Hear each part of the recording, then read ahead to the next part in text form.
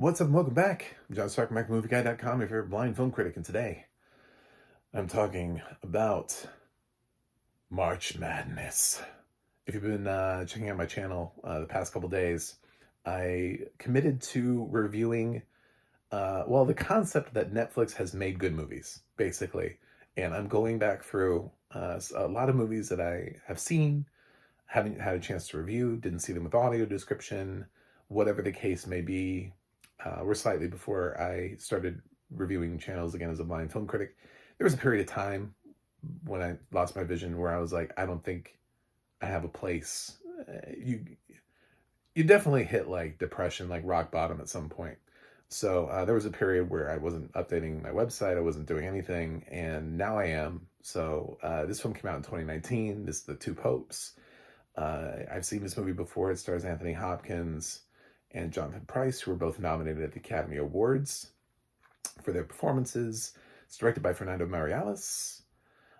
So click like and subscribe, and I'll get into this movie. But first, I just want you guys to join me because, like I said, I'm a blind film critic. I talk a lot about audio description and accessibility. I really need more people behind me, especially in a day and age where there are states that are suing to eliminate disability rights and protections, and companies are running from DEI like it's a burning building.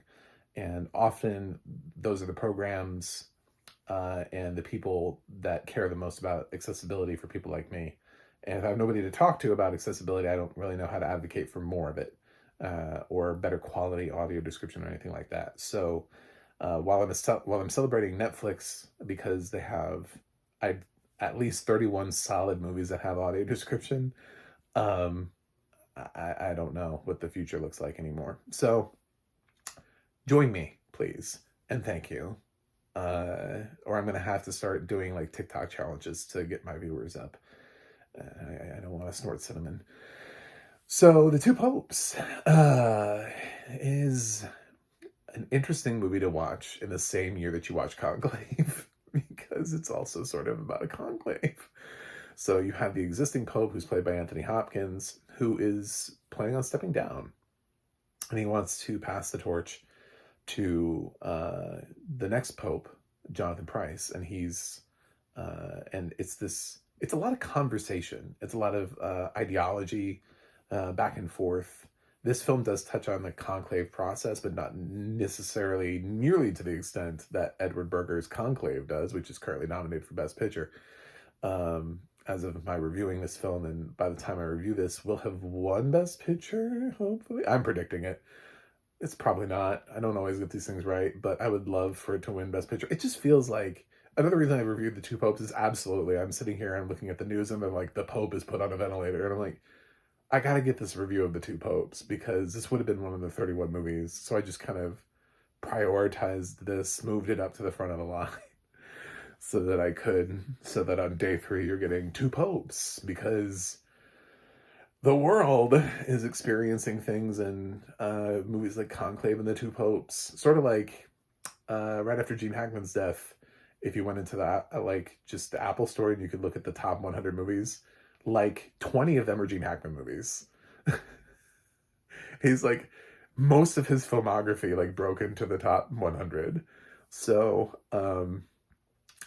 he's just super popular. And there were a couple of Michelle Trachtenberg movies in there too. So, like Ice Princess was in the top 100, and Euro Trip, Harriet the Spy.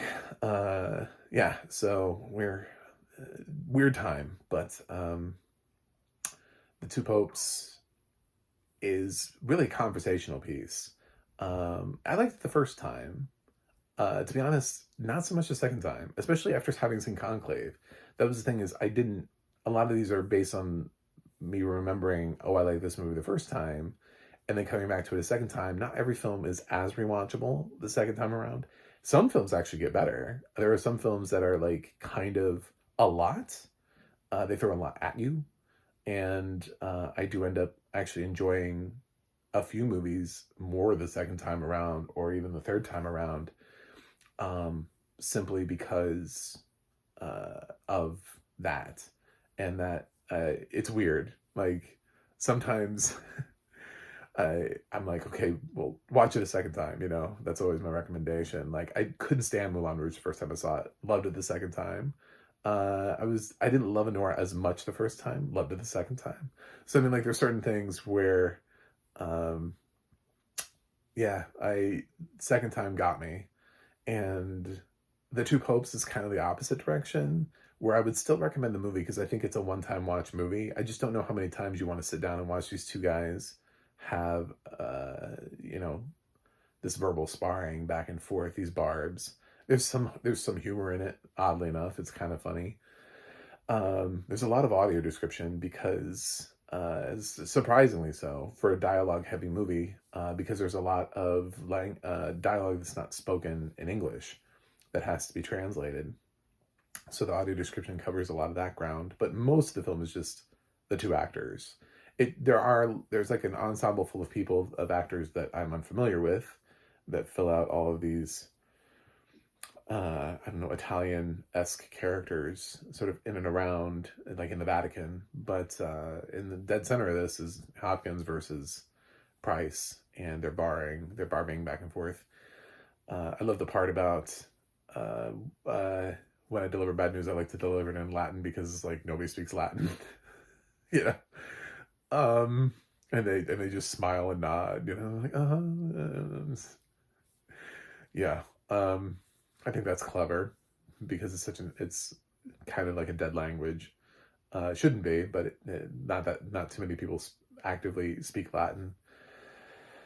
So it's good performances, but honestly, these two actors have been in other things before, so I didn't feel like the need for either one of them to necessarily be like, ooh, yeah, Oscar glory, please.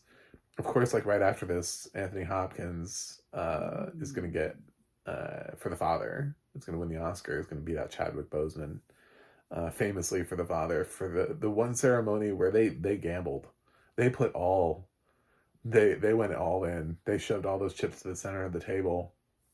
And the final category was Best Actor and not Best Picture, which has never been done before, because they wanted this big moment, because they assumed everybody had voted for Chadwick Boseman. This is how you know the company that they always like, they're like, they protected the results and nobody's seen the results.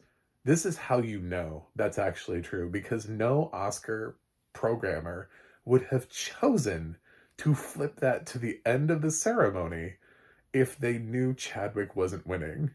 That's how you know no one except those Pryce Waterhouse people know the results.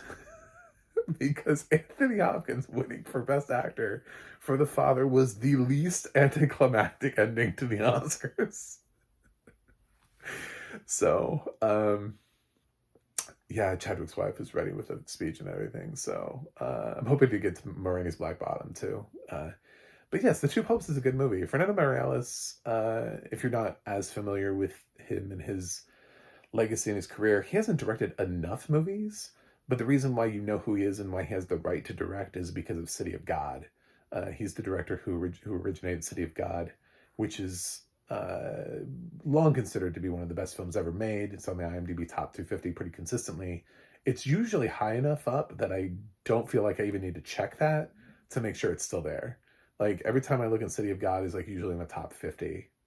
So at most it's fallen like into like the 100 through 50 range. It definitely, I don't think, fell out of the top 250.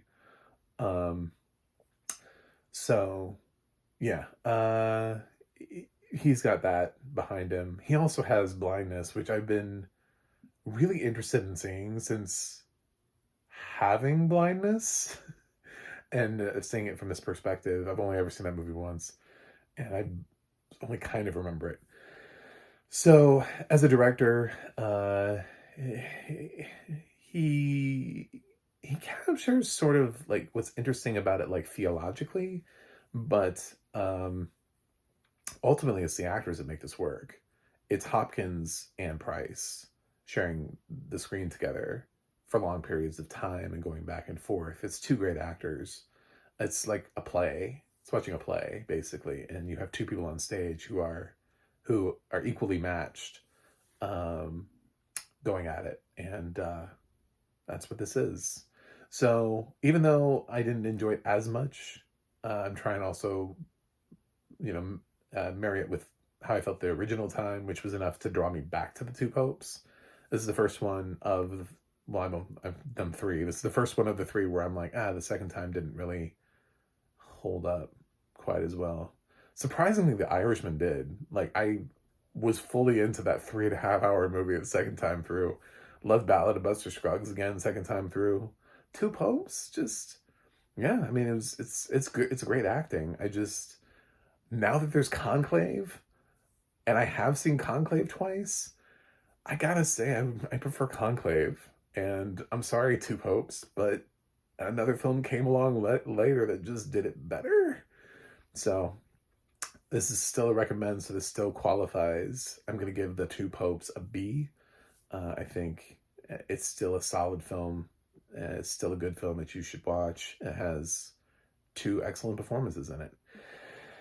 Anyway, thanks for watching. Thanks for subscribing. Remember, diversity, equity, and inclusivity are not bad words. Inclusivity means to include, and it means to include people like me. And I'll see you guys on the other side.